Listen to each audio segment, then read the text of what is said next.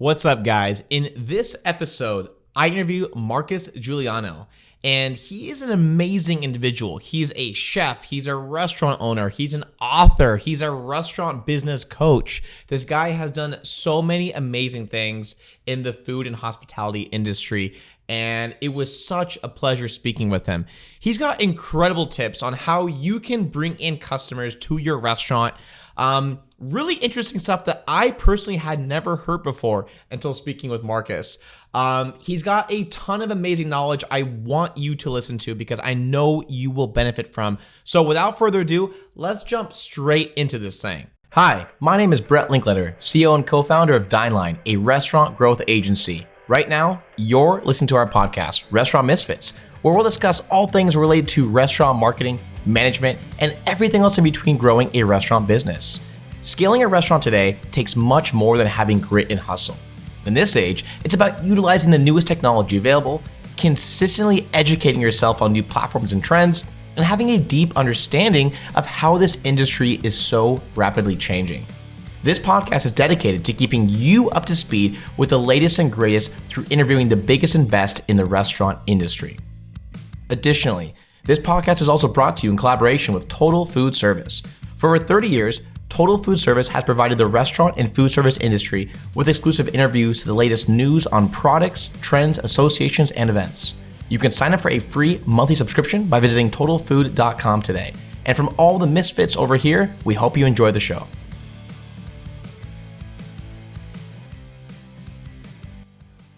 Marcus, how are you doing? I'm doing awesome.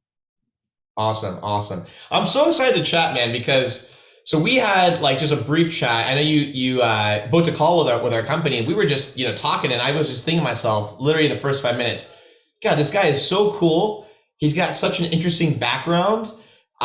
He's got a YouTube channel with 100,000 followers, 24 million views, and I was like, and you just started spitting knowledge, and I was just like, I gotta get this guy on the podcast. So I'm glad we're here. But Marcus, for everyone who's listening and has no idea who you are, maybe they've never seen your YouTube or anything like that, even though it is so massive, honestly. Can you just give us and all the listeners kind of a quick background on yourself and who you are and what you do? Absolutely, 100%. So I'm a professionally trained chef. Started cooking in the late 80s up in the Catskills in New York, and decided at my senior year of high school, like, hey, I really want to do this as a career. I want to be a chef. I want to be one of those cool chefs. This is long before like the Food Network was out there and all that kind of stuff. So you didn't really have like the glamour that the chefs have now, the celebrity status. I mean, yeah, you had Wolfgang Puck and a few others doing their thing, but I was like, man, I just want to run like a hotel kitchen. I want to cook. I love eating. I come from an Italian family. It all goes together, right? Why not get paid for something I love to do? I love to eat, love to cook. So went to culinary school, went into the Greenbrier in West Virginia, went to the Broadmoor in Colorado Springs, learned under some really good chefs. And I'm the kind of person that I like to network. I'm a people person. I like to network, and I leveraged both of those jobs to get to my next level, I always tried to leverage a job. I was a very diligent worker. I was on time. I was early, a matter of fact, stayed late, punched out, got my work done. And I was one of those ideal employees that just, rushed around, worked hard, and got my stuff done. And so wherever I worked, the chefs always took me under their wing and wanted to see me do more and go farther. And I was like, jumped right on board. So after going to the Greenbrier, the Broadmoor, I was able to get into La Tante Claire in England, in London, Michelin 3-star, Pierre Kaufman. Kaufman was one who trained Gordon Ramsay and Marco Pierre White, and came back to the U.S. and had job offers left and right. When you work in a Michelin 3-star like that, as a line cook, you get people's attention. And I could have moved anywhere across the country, moved to Colorado, went out there and stayed at the Broadmoor for a little while, and then became a partner in a restaurant because I was getting people's attention. So somebody pulled me in. I was a partner. And right from the very beginning, we had our first month. We did $101,000 our first month. And then I couldn't figure out why, like we went down to 75, then went down to 65, and then hovering at 60 to 70 grand a month. I'm like, man, we had our first month was our best month. And 2 years later, we're just getting back up to that 100,000 level in 2 years. I'm like, there's got to be a better way to shorten that process, right? Because we started out there, like, why can't we keep going forward with momentum? And back then, you didn't have the digital world. You know, you wanted to get publicity. You had to send out a press release. You had to really like network with people. And I got in really well with one of the food editors out there, Teresa Farney from Colorado Springs Gazette. And she saw one of my cooking classes at the Broadmoor, and she just randomly wrote about me. So I called her office and said, hey, I'm the one you wrote an article on. And she was, oh my gosh, I was in your class. That whole dissertation you gave on salt was amazing. So knowledgeable. And I started working hand in hand with her, and I became like her right-hand chef out there to do all these projects. And so the restaurant was getting attention slowly. And I was like, the whole thing of this is people have to know where you're at, like who you are. Like you've got to toot your own horn. And a lot of chefs, we're all stubborn, right? We're all stubborn chefs. And we think that my food and my service is enough to keep me in business. And the reality is that never really worked. People find you in a much different way now than they found you in the 1985 Zagat guide, right? That's how they found you back then. But still, you had to still get in that guide. You still had to, which just wasn't, it was different. And nowadays, and what does somebody see on a day? I forgot what it is. What does somebody see, like 80,000 messages a day or something? Like you see a truck drive past you, and everything's constantly an ad. And you have to learn how to stand out. When I opened my own restaurant in New York in 2003 in upstate New York, I took a second mortgage on my house. I took extra loans. I did what I could do to scrape money together. I did not ask any of my family. It was just, hey, I'm going to be my own restaurant now. It's my own deal. And I saw my what was my life savings in the beginning there just dwindle away within months. And I'm like, man, like I should be filing bankruptcy right now. Like I have no money. So what I started doing is I started working harder, not smarter, harder. I started working more. I started getting rid of staff because like I can do the cooking myself, right? Like at the time in 2003, what was minimum wage? $8, $9 an hour. So I got stuck doing a $9 an hour job of cutting carrots, being chained to the stove, taking care of everything. And this happened for like 3-4 years. And the food was really good because it was great because I was behind there. I was doing everything. And one night, a friend of mine that I just met a couple months prior, he was coming in because he loved our food. And he called me out to the table one night and said, and really formally introduced himself. And after he left, I looked him up and I was like, holy crap, this guy owns 9 restaurants in New York City. I was like, he has an award-winning wine list. He has like literally bought the JFK wine cellar. I'm like, this guy's no joke. Yeah. And the next time he came in, we became more friendlier and more friendlier because we both like good food, both like good wine. And he just liked me to begin with and our concept. And one day he said to me, he goes, Marcus, I own 9 restaurants and you work harder than I do. And I was speechless. I didn't know what to say. Yeah. Because he was right. He was totally right. Like I keep thinking that cutting carrots faster, doing this is going to make me get ahead. Mm-hmm. And it wasn't. And sure, I stabilized my finances in the summertime, went broke in the wintertime, trying to, and you go back and forth. So I always knew that knowledge was key. And I'd been to a Tony Robbins event before, been to 2 Tony Robbins events right when we opened. And I kind of knew that there was a better answer to doing than what I was doing. So I kept seeing ads like, grow your restaurant sales, just like the stuff that you do. And one particular one caught my attention. And I drove to Boston with my wife. We couldn't afford a hotel room. We slept in the car. We went to this conference and it was all about loyalty programs and joining a mastermind group and surrounding yourself with peers that are making it in the business and successful. We had no money. I don't know how we did it, but it was $1,000 a month to pay for a mastermind. Plus you had to pay for travel to get there and hotels and everything. And we just said, this feels so right. They're talking about, Think and Grow Rich, the mastermind concept. I mean, all this great stuff. I'm like, I could totally vibed with that. We joined the group, didn't know we could afford it. We couldn't afford it. And we did that group for 11 years. And that group was, I didn't miss a meeting in 11 years, traveled to all parts of the country, into Canada, went to every meeting. I ended up starting to speak for the mastermind and get on stage and start dropping all the knowledge. Wait, sorry, you said, was it Tony Robbins or what was this? Was it something else? No, this was something else. This was a Bill Glazer spinoff. And it was a Bill Glazer spinoff, and Tim Paulson, and some people that were in the Genius Network. A couple people that were out of the Genius Network, and Bill Glazer, of course, was the master marketer.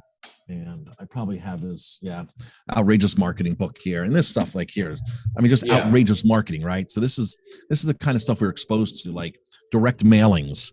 Instead of direct mailing, send them a huge 6x9 or 9x11 postcard with their name on a custom field printed, or stick a cork in an envelope and invite them to your wine dinner, which we started doing.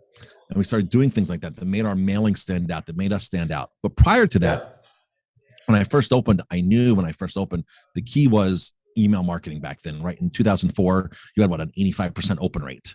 I mean, you could send a piece of crap emoji and people would open it, right? Wasn't it great? They would just open it. So, long before, Constant Contact and MailChimp and Active Campaign and all those kind of stuff, you'd send out, through Gmail or through Outlook, and it wasn't the right way to do it, nor was the legal way to do it, but a lot of people were doing it. And you're like, man, I got one glitch in this email. Whose email address is throwing this off? This won't send. You can only send batches of 50. And I remember we used to send emails out and we used to get responses like, tonight, new on the wine list is this wine, and new is this entree special. Yeah. And we get responses. So early on, like 2005, it's our anniversary. We opened up New Year's Eve. So January is our anniversary month. And I tried to place ads in the wintertime. So I tried to save a little money in the summertime to place ads that weren't working in the wintertime to think I was getting business, but only to waste my money. And the one year I was like, I'm done placing these ads. So I sent out a email. Hey, it's our anniversary. Come get your gift. That's our gift to you, an anniversary offer. And I gave them a sliding scale gift certificate. On our slowest days, it was worth $20 off the purchase for two people dining in dining. Then on like the weekends, it was like $10. On Thursdays, we gave 15 off. And it was just some little cheap thing. We went and printed at the local print shop, nothing major. And we emailed this out. If you want to get your anniversary certificate, we're giving out 25 of these. And email us back. Within 10 minutes, with a small list of like 700 people, I get back 25 like that. I was like, oh my gosh, I'm at the max. And I was like, well, wait a second. Why stop? If they're going to come in and give me money, why stop and limit it at 25? We gave out like 330 that first year. Wait, 330 out of the 700 on your list? Yes. That's how effective email marketing was back then, right? Wow. So, and that January was a busy January. It was a really busy January. I'm like, this is fantastic. So we did it the following year. So I kind of had some techniques in the beginning that I kind of knew, but once I joined that mastermind group, it was like, oh yeah, this is how you market. This is how you create a hook. This is how you do your ROI. The basics. This is how you build a database. This is why you want to build a database. This is why direct mailing works. This is why this works. And you have people in the room. One guy took his donut shop from $500,000 to $1.8 million in like 4 or 5 years from these techniques. And you're sitting next to all these people that are doing this. Another friend of mine who I became very friendly with, he went from 1 restaurant to living in a trailer to 4 restaurants. And it's just basic, things that we're not taught as chefs, as marketers. It's direct, it's direct marketing. It's collecting a database. It's communicating. We do handwritten postcards. We've been doing handwritten postcards for years. Our staff every night has to do at least 3, 4, 5 handwritten postcards a night. And, say, thanks for dining with us. Thanks for celebrating your birthday with us. Glad you enjoyed your ribeye steak. Thanks. But here's the thing. Your background as a chef, of course you didn't learn any of this stuff, and of course this is all brand new to you. But what I like about you in general is that you took that leap forward to learn this stuff, where I feel like so many restaurant owners in general are just so resistant to it. Like I talk about a lot of my other podcasts, but like, well, why is that? Like, why is there such a resistance in our industry to embrace digital? I feel like, I've done so many other brands before I did just restaurants, and it's just a restaurant thing, or it's more aggressive. It's crazy to me. It is. Every single chef that has ever told me I don't advertise is out of business. Every single one of them. because they brag feel, about it. I don't advertise. It's an ego thing. Yeah. To think that my food is better than everybody else's, and you're going to travel to me for my food, and it doesn't matter. And it's an ego thing. And every single chef that's ever told me that has been out of business. That's interesting. Yeah, it's just, you're right. It's totally an ego thing. It's like, oh, as long as you serve great food and great service, people are going to come in. Well, like such an ego thing, like Jesus. And it's like, even in my business, right? Because, we obviously serve restaurants. That's what we do. We help restaurants reach in people, get them in the door, and get them to come back. And I'm confident in my service, but I have absolutely zero ego in the fact that I don't need to advertise. We spend tons on advertising. Every business should advertise, no matter how big you are. You have to budget for it. You raise your prices so you can have a loss leader. You raise your prices so you can spend money on lead generation. You raise your prices so everything's built in to that. Yep. And people don't understand, well, I don't have the money for it. So raise your prices $1, and every night you'll have 50 extra bucks for marketing. It's as simple as that. And that $50 will turn into $1,000 if it's done right. And then you're going to stop that cycle of chasing your tail all the time. But it's so hard to get people to do that. And here's the best thing. When I talk to people, I'm like, if you just raised every price on your menu 4 cents, you got rid of that 95 and went to 99, and you sell so many items like a week of this and this, at the end of the year, that's $3,000-$4,000 of free money. And they're like, oh, really wow. Like, point. There's your ad money. You're already, nobody's going to balk over $9.95 or $9.99. Nobody's going to balk over $5.49 or $4.75, right? There's that psychology of that marketing that you can easily take the menu pricing up to the next level without really offending anybody at all, or out of them even noticing it, right? So you got the money right there in front of you anyway. You're just not utilizing it correctly. That's a really fair point. I mean, here's the thing too. I always tell restaurant owners is like, hey, like with minimum wages going up, with food costs going up, you have to raise your prices. Like there's just this fear about it. People don't want to do it. It's just like, well, what do you mean? Your costs are going up. You got to look out for your profit margins, especially with all these third-party delivery apps too, taking 20-30% in some cases. There's no other business that takes a price increase like a tile company. They're not going to take a 20% increase on tiles and out of the kindness of their hearts, they'll charge the same price. They're not going to do it at all. Your food distributor's not going to do it. The price goes up on broccoli. They are charging more for broccoli. But in restaurants, we have the opposite mentality. We're like, okay, how can I buy a cheaper product to keep my price the same? Which doesn't work. Or they don't change the product, just keep the price the same, and they don't have a system set up to do the price checks on each invoice. And all of a sudden, something goes up 3% 1 month, 3 months later, it goes up another 3%, 4 months later, it goes up another 4%. You're up 12% already in 6 months, and you haven't changed your price and done anything. And now all of a sudden, it's like you decide to start running food costs, right? You're like, oh my gosh, I gotta get my act together. Maybe this whole inventory thing is the answer, and running food costs is the answer. And they're like, oh my gosh, I have a 40% food cost. What do? I cut portions down and I buy cheaper food, when you could have solved the problem easier in the beginning by incrementally bumping and have your customers not even notice. And and again, like the lost leader is a big thing. Huge. If you get them in your door for one amazing value, they don't care about the other prices. This is why dollar oysters work, right? I go to a place and I order 60 oysters, my wife and I. We make a lot of friends at the bar that way, by the way, when a platter of 60 oysters come out. I don't care what I don't care what they charge me for a glass of wine. They could charge me $9 a glass of wine or $18 a glass of wine. I've already made out because I've got my dollar oysters. They could charge me double for the wine. I don't care. But if you're going to charge me $3 an oyster and $18 a glass of wine or $15 a glass of wine, that might be like, okay, I might go there sometimes. But I'm going there when I'm in the area for dollar oysters because it's awesome, and charge me whatever you want on wine. I don't care. Totally right. Right? You're totally right. You're totally right. Yeah, that's the thing too. It's like, look, for us on the ad front, I love what you're talking about. You're breaking down these specific price points. I think no one really thinks about ever at this level, by the way. Seriously. Like no one ever thinking about this way. Adding 4 cents to 95 to 99 makes such a difference over the course of the year. That's your ad budget. There you go. Boom. And a very fair point about the oysters too, by the way. You have really unique strategies though, as far as getting people in the door for the first time though too. You mentioned something on our last call, which was you're partnering with Airbnbs and 100%. So we've spun off a can you talk about this?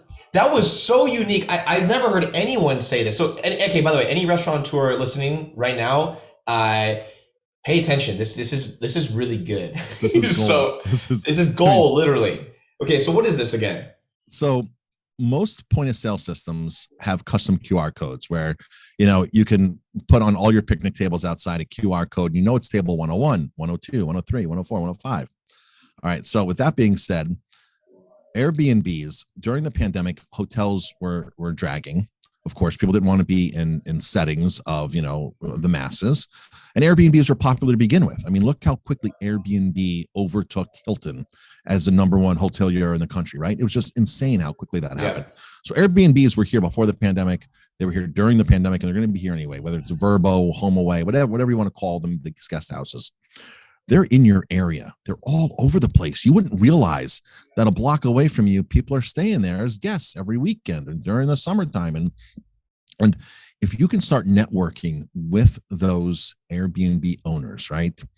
We used to do bed and breakfast nights. So my restaurant back in 2009, 2010, when we joined this mastermind, we would do an open house. We'd invite every single bed and breakfast owner in our region in for free dinner and an open house. Right? That's what it was. And they'd all leave with menus. They'd all leave knowing who I was, where the restaurant was, tasting our food so they could recommend us. It worked fantastic. Now, fast forward, Airbnbs are who you have to be speaking to. And I can guarantee you, there's probably 5 to 10 times more Airbnbs than there were traditional bed and breakfasts in your area right now. You start networking with those owners. You start getting samples of your food to them. They understand who you are. In some cases, we have luxury houses as well, luxury high end, $2,000 a night, $2,500 a night. We advertise full service chef offerings. So we send a private chef in and they cook for them. We offer babysitting. We offer cleaning services. We offer everything that a hotel would offer.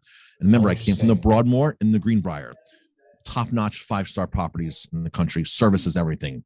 So we offer the same amenities that those places offer. You need a massage?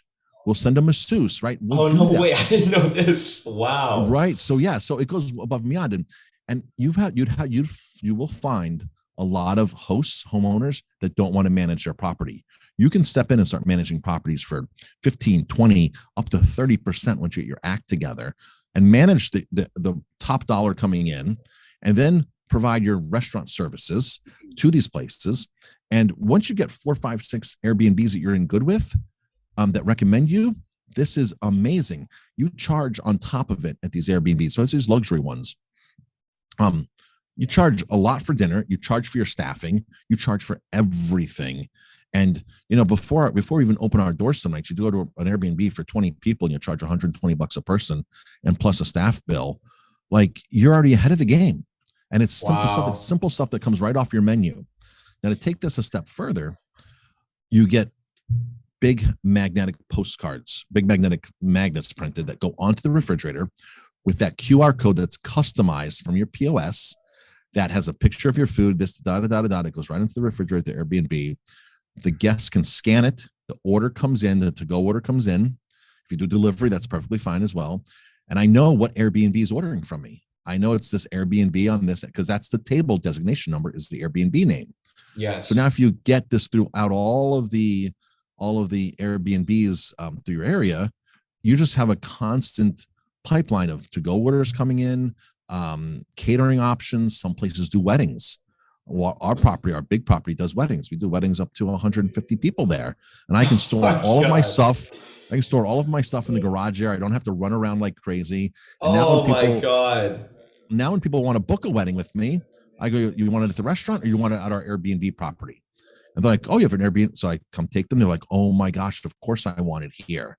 And, and then, oh my gosh, we have 40 people that need to stay over. Great. Here's another property. Here's another property. Here's another property you can stay at, whether I host it or not. I'm the host or not, I can recommend them out. And you need to work with the Airbnb owners and hosts. You need to be their friend and they need to know who you are. I honestly just started, and I haven't executed this fully. I just started an Airbnb support group for hosts on Facebook. Wow. I want to connect to more of them. I want us there to support each other and connect to more of them. And my goal is to get more Airbnb owners and hosts on that Facebook group So we all know who each other are. Now, this is amazing. Just real quick, by the way, though, what kind of point of sale do you guys use? We use a company called GiveX Vexlor. Okay. So got it. They've been in the game a long time. They're not really they are a restaurant POS. They are in retail. They're in 75 countries. They're based out of Canada. Wow. We've been using them for 10 years, and they've made a lot of updates for us specifically. They only have, several hundred clients in the US, but they're a big company, and they started out as a loyalty program because loyalty is so important, right? So they started out as loyalty. They could not find any other POSs to back then, 15 years ago to, connect an API and integrate. And so what they did was they just started their own POS company, and they're very strong in the retail sector.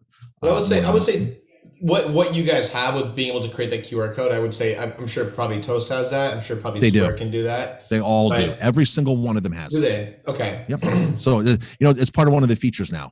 You're printing, because especially with COVID, you print a QR code, slap it on a table, and the guest orders right there. They can pay right there, and the food just comes to your table.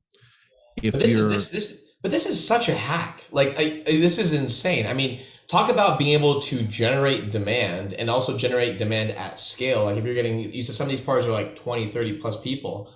Yes. So I'm assuming these are massive Airbnbs. Some of them 6-7 bedroom properties. Our big Airbnb last year brought in almost 50,000 in catering services. Oh my God. And it's food off of our menu that's super simple. You just take all the food out of the kitchen. We mark the steaks off ahead of time. The potatoes are done. We show up and we pretend we're cooking, right? And what's the deal with the homeowner? Is it like they're getting a % of the sales coming through, or how does that work? They're happy to offer a house with private chef services. It sets their property ahead. Wait, so they're not taking any % of this? 0. Oh my God. See, this is amazing. I mean, I'm sure there's some people listening to this right now that are thinking, what the hell? Like, how this is insane. I mean, really. So the next question is, how do you get in touch with these? Because Airbnb is very secretive about this, right? Absolutely. So you have to actually book. You have to actually book a house to be able to get the host's number and stuff. And you don't even know where. And if the house isn't available the times you're searching, you won't find that house on the market. So there's a program out there called AirDNA. Oh God. And it's a subscription, $20 a month for your area. And it divulges everything about the house, how much the nightly cost is, how much it made the last 12 months, its address, everything. No way. And then it says contact. Wait, sorry, one more time. AirDNA.com? Yes. And then you contact the host right from there. And there you go. So you pick the highest properties in your area. So now you know. Like, our one property brought in the one we host brought in 230,000 last year. We're going to do it to over 300,000 in rental fees on it. So now this is amazing. So what do you make it on this total on all these Airbnbs you're doing yearly? So you charge percentage fees for your hosting if you're a host, and you can literally spin off another company like this. And you can do property management from this. If you want to start a small property management company, now don't forget, if you start a property management company, you take off the top end of everything, right? You just take everything. That's how they do it. They build certain percentage and they take off the top end. Same thing with a general contractor, right? They hire a sub for 100,000 and they bill 125,000. So there's money on every single level here. It's pretty amazing. And again, you're doing more than just serving the food and providing the chef. You're doing all these things. It depends upon what house it is. Some houses we're just a recommended caterer. Some houses we're the full host. There's more houses that we're just a recommended caterer. So I don't have the time, and I don't have the scaling abilities yet to do that. But just to be the recommended caterer, the recommended personal chef on the private chef on their website, on their description, is huge. So you go to AirDNA, you put in your zip code, your area, and it'll show all the top performers on the top. This house brought in 160,000. This house is 7 bedrooms, brought in 200,000. This house is 3 bedrooms, brought in 25,000 last year. So you really don't want to message a 2 or 3 bedroom house because there's no scaling ability in that. You want to message the house that brought in the most money, that has the most bedrooms, that has the most head count. And that's where you can send your chef, you charge a fee, and you go at it, and people love it. If they were going to a hotel, a full service hotel, they'd be paying these prices anyway. So if you think like, well, the people are cheaper, certain people are paying this price anyway. They'll go to a hotel room, they'll pay the bartender $18 for a Manhattan, they'll sit down and have a steak for $45, and then they'll go to they're going to do all this stuff anyway. I mean, literally, I was just in Mexico City last weekend, and I was looking at an Airbnb at the Four Seasons. I chose the Four Seasons. I wanted the amenities. So do I. Damn expensive. It's damn expensive. It's like 8x the price. But yeah, when we travel, we want these things. So being able to bridge the gap on both of that's amazing. Right. Jesus, so good. So yeah, so Airbnbs are awesome. Verbo, Airbnb, any website like that. Wow. Take advantage of. Damn. Okay. And by the way, so this is amazing. This is incredible. You personally also, you have this massive YouTube channel. I remember you talking about it, and you share a lot of amazing tips. What is your like long-term goal with that? What are you looking to do? In the beginning, I was making good money off of it, and I've made over $100,000 on YouTube on the payouts of the click ads. I've made over $100,000. Cool. Slow process to build it up. Once it's built up, it just sits there and generates a check every month, which is great, residual income. But my goal of being on YouTube in the beginning was to get my word out. I wanted to, let people know about my restaurant. I wanted to post topics that were educational, controversial, things like that, and just educate people and get people's attention, was what I did. I've called out other big chefs on there for what I feel is food fraud. And, so I've done a series of those that have gotten massive attention. In fact, I even had because of those videos on food fraud, I actually had a production company call me, and we did a sizzle for Bravo Network back in like 2012, a paid sizzle, which means it's the highest level. The sizzle is what they need to sell to the network. Bravo paid this company to do a sizzle. They found my food fraud content, brought me down into New York, and we shot a sizzle for 2 days, and it went amazingly well. Of course, it's hard to get to the next level and get your own show, but at least I get a lot of calls from 2 or 3 a year where I actually go through a screening process for a show that might be in development or for an idea of a show they want to pitch. That's awesome. So, yeah. Man, but seriously, you have such the personality for it. You really do. And that's why when I do the podcast, we were talking, I was like, damn, this is a cool guy. We got to have him on the podcast. Thanks. Yeah. And I love this stuff too, but I think what's so cool about you, Marcus, is that like you're a chef, but you're more so than a chef, is you're just a curious person to consistently learn more, teach, go. I think when we spoke, I said, what was your motivation for your booking phone call with us? You're like, I love business, I love money, I love growth. Like that, typically, I'll tell you this, when I get on these calls, usually, how it normally goes is this, I've tried everything, nothing's worked. I'm frustrated. I didn't know what to do. And I typically have those calls. And then I have you say, man, I'm excited. I love business. I love growing, and let's just get after it. And I was like, yes, this is it. You know what I mean? So it's fun to see that, and it's awesome, and I love to see your passion. And obviously, your passion is obviously, it's cool to see you pursuing it. Obviously, it's working. It's awesome. Right. So I have a business coach. Yeah. And a lot of people are like, why do you have a business coach, Marcus? You're successful. Well, oh my God. Look at every single Hall of Fame athlete. They had a coach. Mm-hmm. They had multiple coaches. They had a trainer. They had a specific coach, a batting coach. They had a head coach. They had a multiple level of coaches throughout their whole life, from little league until, the day they retire, the major leagues.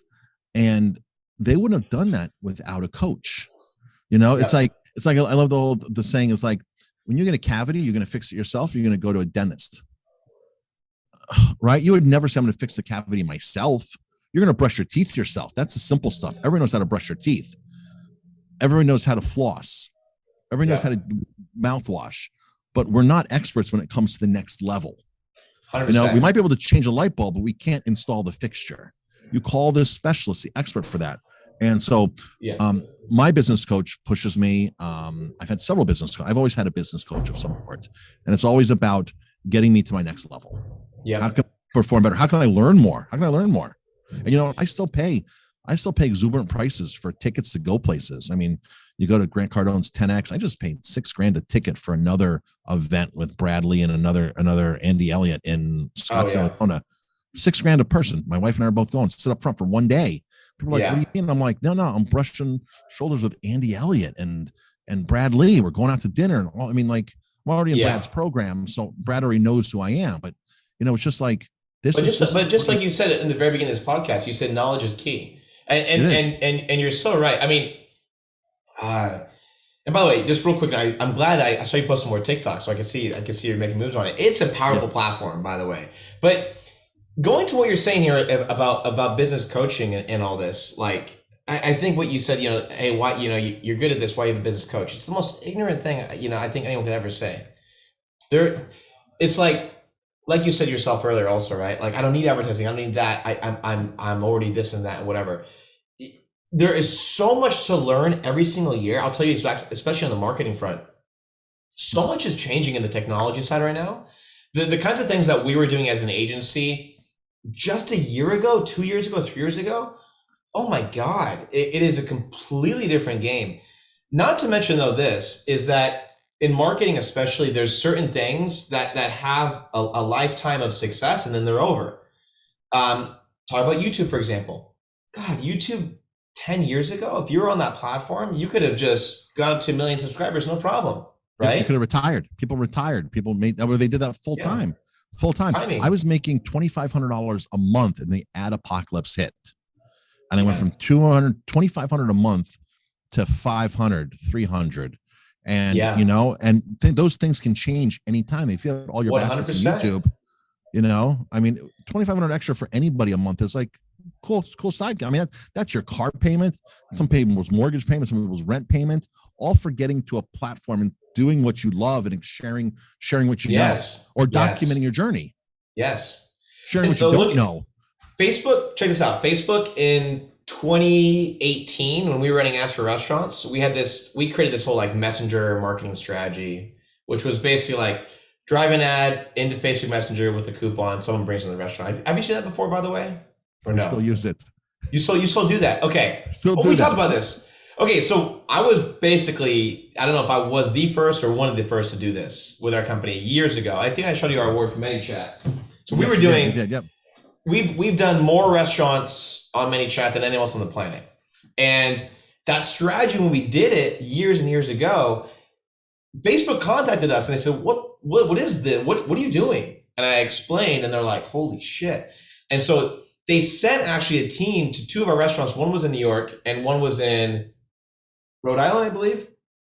And they sent a video team to shoot at the restaurant to show the process. They had never seen this. By the way you're doing it, I believe you're doing it with what, birthdays, right? So like birthdays. 7-day lead ad on Facebook. So if I was still to be doing that, by the way, that would be the only one I'd be doing. By the way, because the way we were doing it before, 2018, 2017, that era, I forget, I'm losing track of the years, but we were getting people inside the restaurant, in some cases for 30 cents. Oh my gosh. It was like, it was literally stupid. And we were capturing a phone number and email in the process too. We do too. It goes right to Google Sheets and we zap it over right to our CRM. Exactly. So it builds a list. It builds a list every single day. And if they don't walk my restaurant, they know who I am and I communicate. Exactly. Yeah. And so the power of a list building and all that, but just look at those numbers now. By the way, I'm just kind of curious for you guys, as far as advertising today, because Facebook, as of I'd say the last 6 months, has gotten really screwed with the iOS 14 update. By the way, for everyone who doesn't know what that means, so Facebook relies off a lot of third-party data. And so what Apple did recently with an update is they've kind of cut off Facebook being able to pull data back and forth through an iPhone. And so it's affected ad costs. Has it affected you guys in some ways, or have you not noticed it too much? We didn't notice it too much. I mean, the only ad costs we really do are birthdays. We literally spend $5 a day to $10 a day. That's it. But literally, if I spend $150 a month, $5 a day, $150 a month, all I need is one redemption to cover the cost. That's amazing. That's it. 2, great. But all the acquisitions I get in emails and phone numbers, then once I get their full information, then I send them a postcard 6x9. So the following year they get this for their birthday, and they can't ignore this. I mean, this is unignorable in your mailbox. I mean, but you prefer that over just an email? 100%, 1,000%. Oh, really? 1,000%. Why is that? We've been doing lead emails like that for years. Great birthday offers, and we still have the same birthday offer on email and on this. Certain nights I have 4, 5, 6 of these come in a night. If I have 4, 5, or 6 emails a month come in, that's it. And I have 10,000, 12,000 people in my database on my emails. I have their birthdays. Interesting. Yeah, and if they don't open it, we resend it again. If they don't open it, we resend it again. What about texting? You guys text your list too? Not yet, but we're doing that. We just got into high level, and I got a Twilio account, and we're going to start doing some text message marketing. Nice. Okay, so you guys are good. Okay, got it. Nice. Because I was say that too. Is like, damn, being able to text an audience today is so clutch. By the way, on the email side, what are your guys' open rates? Do you know, top of mind? 12%, 11%. I mean, question: when you send these emails out, are you using emails with like a lot of pictures and graphics and HTML and all that stuff? Like, are they looking all fancy? We are. Okay. So what I would say, use all those designs as sparingly as possible. So if you need all that, the pictures, the graphics, this and that, to get your point across, go for it if you need it. Anytime you can send an email that has as little graphics and HTML as possible, though, you're gonna get a much better open rate. You're gonna get in less of your customers' spam folders. So I'd be willing to bet if you just made that switch, you probably would bump it to like 18 to 20, honestly. Probably so. I heard Ryan Dice say that 2-3 years ago. Yeah. I did it a handful of times. I was like, man, I need pictures in my email. So yeah, I would do that. I'm going to test that out. Thanks for reminding me about that. If you've seen our emails from our list, it's like they're so basic. But like the way you're going to get people excited is in the copy, right? So in your subject line, right? Yeah, that's it. Right. Yeah. Ours is loaded with links to videos. I got GIFs in there. To show some excitement of like a cocktail being made, and you click it and it goes to the video. I got a lot going on.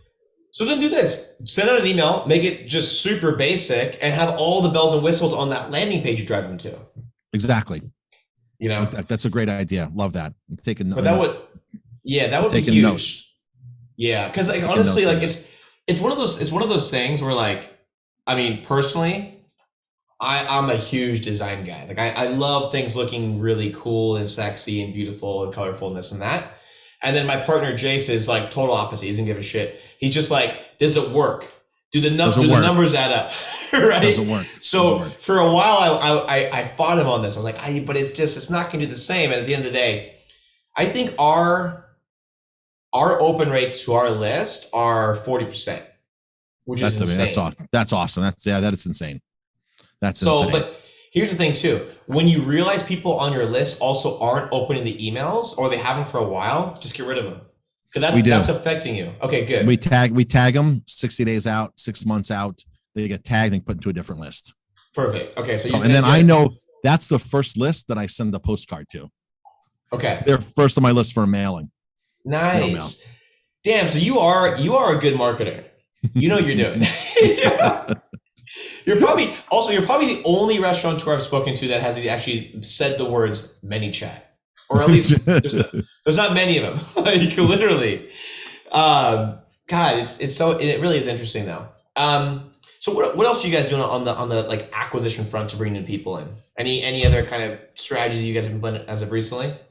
So a great way for do acquisitions is we like to do some lost leaders, right? Lost leaders are great for us. We do these wine dinners. We used to do these formal wine dinners. It used to be $80 a person, 4 courses, 5 courses, and paired with wines. And the pandemic had killed all that. Pre-pandemic, that format was out the door anyway. We do wine dinners now for $29, 4 wines and a dish, $29. And we encourage people to bring friends in. We're like, bring your friends. So we took Monday nights, which is a slow night in the restaurant industry.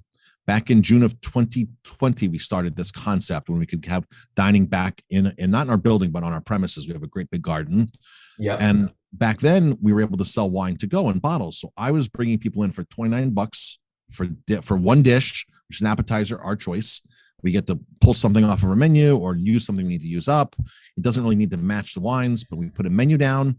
The people order more food. It goes from $29 a person to $55, just like that. They order more wine. They order food. They get their one dish. And at the time of that, we had a good year plus that we could sell bottles of wine to go. Every wine dinner, I was selling 5 to 7 cases of wine out the door at retail cost. And my vendors were like, what are you doing, Marcus? Like, you've never sold this much wine ever. And I'd mark each bottle up between $6 and $12. That's all I need to do is mark it up $6 and $12. I was putting consistently $500 to $1,000 extra profit in the register on a wine dinner after the loss leader, after they were ordering more food and more wine at the table. Oh my God. And this is a perfect example of how a loss leader works, right? Where can you go on a finer dining experience for it's four tastes, which is 2 full glasses of wine, almost 2 glasses of wine, and a dish for $29. It's right. I still do this format to this day, and now we do it every week because we do a beer dinner once every other week. We do a wine dinner every other week, and we'll mix a cocktail one in there when we don't do a beer one. And $29 and a dish is what it's called. It's 4 wines, 4 beers, or 4 cocktails and a dish. And we have the same crowd that comes in every week. And they keep bringing more friends in and more friends and more friends in. That is so good. Damn. So I know that you're a business coach and this and that. They aren't giving you these specific strategies. Are you just basically testing things, seeing what works, and then running with it, basically? I test and run. And I go back to all my clients with the ideas that have worked for me. And I still am part of a coaching program. It's non-restaurant coaching. But I also still have my own informal mastermind where the people from my old mastermind group, we all still talk. Some of us still go on vacation together. We go on food and wine and culinary excursions together. I'm literally on the phone with my one friend every other day, and we're talking about business, and we throw ideas off of each other. And he called me yesterday. He's like, Marcus, you won't believe this. And he just opened up a comedy club in his one brewery, cleared some space, busted through the wall, and has a comedy club going on there too. He goes, my first show, I sold out. He goes, so what can I do now to make it even better? He goes, I took my first front row and made them VIP seating and charged 5 times the price than I would have paid the time before. And he goes, I sold every seat in VIP and every seat still. And nothing's changed. They were just all the tables were front row at this point. And he goes, those are all the VIP tables at a premium price. And I sold them all out. Same service, same thing. He goes, and he said, Marcus, the takeaway for me is have a VIP option every event you do. Whether it's meeting with you, like we do this, what's called 99 bottles of wine on the bar. Talk about a loss leader. Yeah. We take all of our one-off bottles of wine that are last vintage within a certain price point.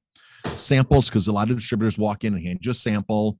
And then if you work with your distributors, just say, hey, I'm doing this big wine tasting. Do you want to come and pour your wine and talk to our guests? And 9 out of 10 of them say, yes, I do want to do that. I'll bring in 4 bottles and I'll set up, at the corner. And so once a year, we have literally 99 bottles of wine lined up on our bar, 4, 5, 6 salespeople in, samples, extra wine. So like you want to move something on your wine list, it's the last one, pull it off, put in, and we do all year long. So on my shelf over here in front of my desk, I literally have all 100 bottles already lined up. It's $49 a person. They get to come in and drink from 1:30 until 5. It's designed as an industry tasting. So everything's lined up in the bar. We have people pouring. A lot of our pourers are volunteers, so they want to drink themselves, so they're volunteers. So I'm not paying staff that much. We pack in 50, 60, 70. I'm only a 55-seat restaurant. So I pack in 50, 60, 70 people for this. But if you want to come drink wine with me from wines from my cellar, the hour earlier, the VIP tickets are twice the price. I go to my cellar. I pull out 4 bottles or so, and we sell like 20 tickets to the VIP, 15 tickets to the VIP at twice the price. So, and this is amazing because I get half of my bottles are samples. I don't pay for them. The other half I paid $6, $7, $8, $9, $10, $12, $15 is like the highest price point we go to. Yep. And at the end of the day, I would say there's probably a quarter of the wine left to a third of the wine left. It all gets dumped into a bucket, frozen in quarts, and that's our sangria wine for the next 2 months. Oh my God. $9 a glass for sangria. This is so good. God damn, I'm so glad we had you on the podcast. That was so fire. Oh God. Right. So I'm you create a lost leader of a big wine tasting. That really isn't a lost leader, but it's the event, it's the attraction of like, hey, oh God. everybody has 99 bottles of beer on the wall, 99 bottles of wine on the bar. This Come is help so us good. drink. Come help us drink. God, I know so many of our wine bar clients right now that if they hear this, so I got to talk to them about it because it's such a good idea. Damn, We've been doing that for over a decade. People wait for us to announce the tickets are going on sale. Have you ever? I'm kind of curious on like the whole VIP thing. Any other kind of VIP strategies you've done? Because I've always believed that too. I mean, we don't do it a whole lot anymore. But like a couple of years ago, we used to do, me and my partner and I would do these, what we'd call like VIP days with us. And I think we charged, I mean, maybe this sounds crazy. We were charging 10 grand for the day. Beautiful. Just to be with me and my partner Jace for the day. We'll come out to your business and we'll just do a full day of whatever you want, really, is whatever That's it was. awesome. That's awesome. And it was great. We did probably like one a month. That was it for a little bit. But it was like, dude, it was 10 grand for a day. It was incredible. Per day, yeah. That was it.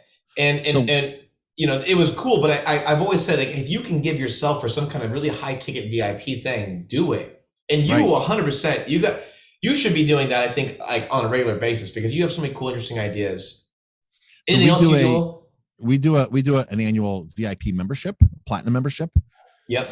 So the guests come in for $997. They give it to us up front at Christmas time, and they get 12 $100 gift cards. So all year long, first of the month, they get a $1,200 gift card, but it's not a digital gift card or small gift card.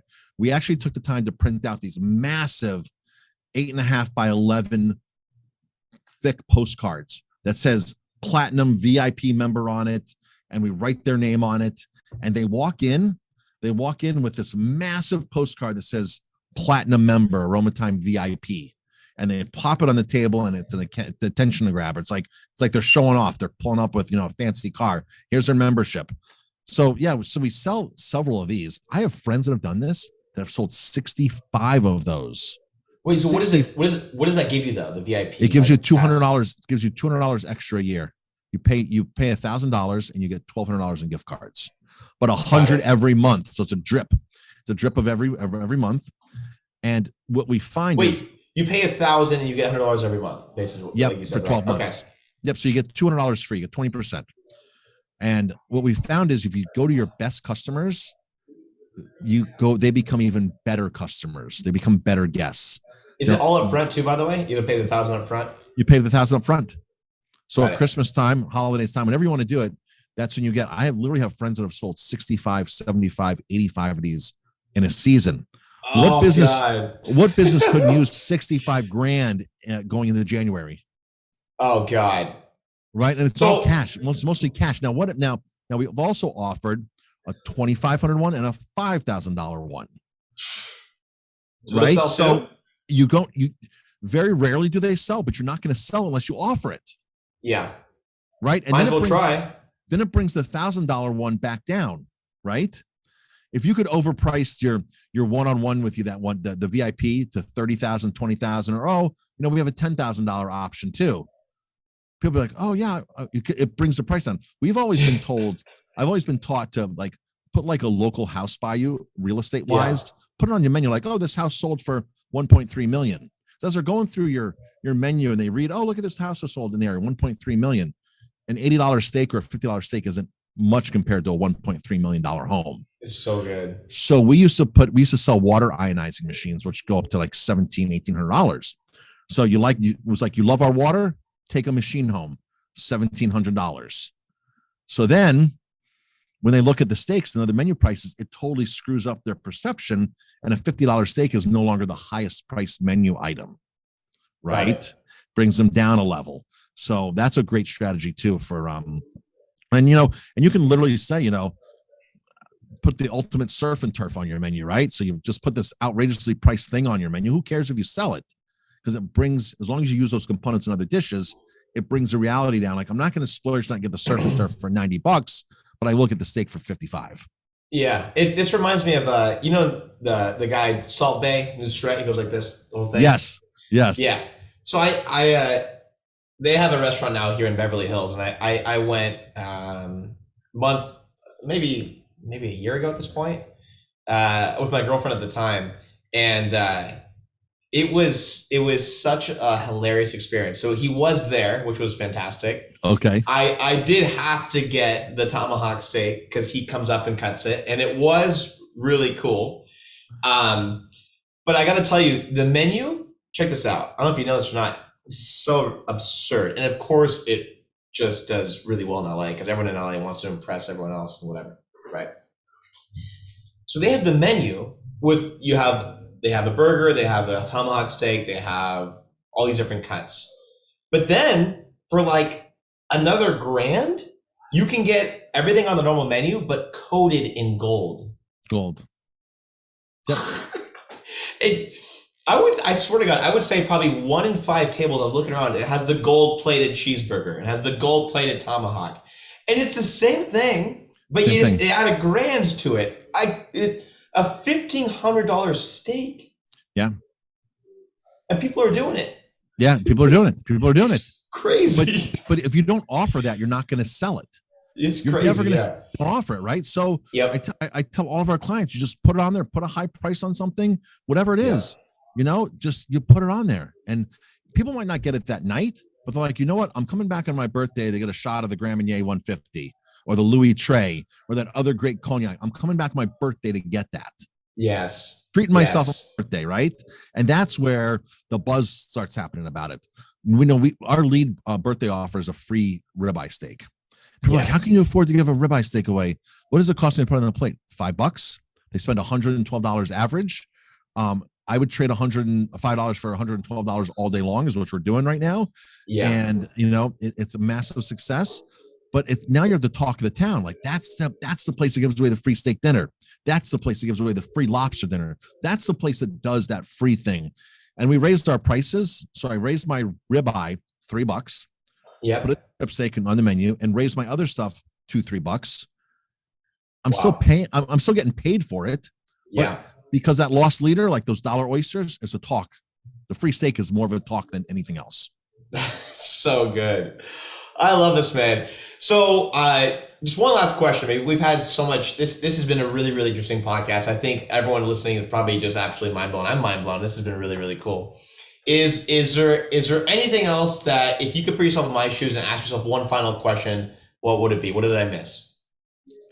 Wow. Okay. So, even though I'm a professionally trained chef, even though I operate a restaurant, I'm in business. Yep. I've considered myself for the last decade to be a marketing maniac. Yeah. That's my first job every single day is to market my business. I love that. If I'm not marketing my business or if I'm not paying somebody to market my business, I'm going to get out marketed. When you get out marketed, you lose. Plain and simple. People they get out marketed, and restaurants don't run out of capital. I started my restaurant with $65,000, by the way. I now have liquor inventory every month of $50,000 on hand. I love that. I started my restaurant in 2003 with $65,000. I ended up spending more because I came in debt and I put things on credit cards and this and that. I ended up losing my house and everything years ago. And on the road to recovery, all that was taken care of. But it's not that I had more money to recover. I had better marketing to recover. And restaurants are under marketed, not under capitalized.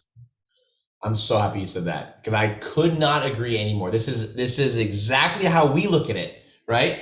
I always tell people this too. It's like we can't afford not to spend money on marketing. If we stop spending money on marketing, we start losing money, literally. 100%. I'm always running. We're on Facebook, Instagram, YouTube, Google, TikTok now too. By the way, TikTok. Ooh. Yeah, we just started TikTok. We just started TikTok. After all this, we just started. I don't know why we waited so long. Okay, so check this out. This will blow your mind. My clicks on Facebook to reach a qualified restaurant owner, we were seeing about $5 to $6 clicks. That's bad. That's so high. In some cases, $7 clicks. And we got a really damn good ad team that knows what they're doing, is perfect targeting, but Facebook's just been a little screwed lately. I went to TikTok. I got my clicks down to 60 cents. Now I got them down to 16 cents. Wow. 16 cents. So we're probably going to shift our, we're probably going to start with about a $10,000 to $15,000 budget on TikTok monthly, because you can, even if your targeting is not perfect, you're getting rates that are 10x better than Facebook easily. So you might as well just blow it up. You literally just might as well blow it up. Right. And the thing is, this will not be a thing forever, right? We talk about like opportunities in the market and when they go away. TikTok right now is still so hot and growing and still relatively small compared to other channels. And there's barely any advertisers. So there's very low competition. Right. So yeah, it's been incredible. Anyway, man, so anyone who's listening to this and thinking, holy crap, that was amazing. How do they learn more about you? How can they find you online, Marcus? Sure. So there's several ways to find out about me. If you want to go to my restaurant, it's Aroma Thyme, THYME Bistro, Aroma Thyme Bistro. And we're on Instagram, we're on Facebook. Me personally, so I have this great website called Restaurant Growth Secrets University. Restaurant Growth Secrets University. You can go to RGS Restaurant Growth Secrets University, or RGS University for short.com. And there you'll find tons of stuff that I've used over the years, like stuff we're talking about now. It's all, I've got it all on YouTube videos. All the videos are embedded there. It's all there. You have a lot of some stuff from my book. By the way, my new book is getting ready to come out, called Everyone Still Has to Eat. And it's about everything that worked in my business during the pandemic and things that I'm still going to use today and beyond. And I have about 20 things in there that were gold for us during the pandemic that we're going to keep going with. But my 50 Mistakes was my first book, 50 Mistakes That Business Owners Make. And I used to have a ton of people ask me questions like, what are you doing, Marcus? Like, how'd your restaurant grow after, you struggled for the first 5-6 years? How'd you grow it? How'd you grow it? I was tired of doing one-on-ones with people. So I just one night sat in my office, locked myself in my office till 5 a.m. and made 50 short videos of the top 50 things I think every restaurant should be doing. Number one is collect the database, right? Collect the database. It was my food cost formula. It was, how to manage a staff. You're not a boss, you're a life coach to them. The top 50 things I can think of, I just jotted them down, launched the videos. And then when people said, what do you do? I said, here's what I do. Go to this. And, I've really never monetized that to its fullest extent, which we're doing now. Yeah. Doing the last couple of years. But I had so much that built my channel a lot, those videos. And, and all that information is out there for free. And of course, in there's another portal in there, and I can be your coach one-on-one, and I can help you with a bunch of this stuff. We do group coaching. But one of the most things we're exciting about right now is we're launching Restaurant University. So this Restaurant University is something that we coach you, and then there's a platform in there where you can coach your team and hold them accountable. And it's a 2-in-1 coaching program. I coach you and you coach your team. Totally different topics. You teach them everything about your restaurant, holds them accountable. And it's not a platform that hosts videos. It's a platform that makes them accountable. Super exciting. We're in the beta testing of that now, and we're doing it with our team, and we're going to start launching with our clients. That is incredible, man. Again, wow, this was such a pleasure, Marcus. I'm so excited. Again, I'm sure everyone who listens today is absolutely mind blown and has probably a lot of work to do now. With that being said, I look forward to speaking to you again soon, man, and we'll be in touch. Awesome. Thank you. Awesome. Thanks.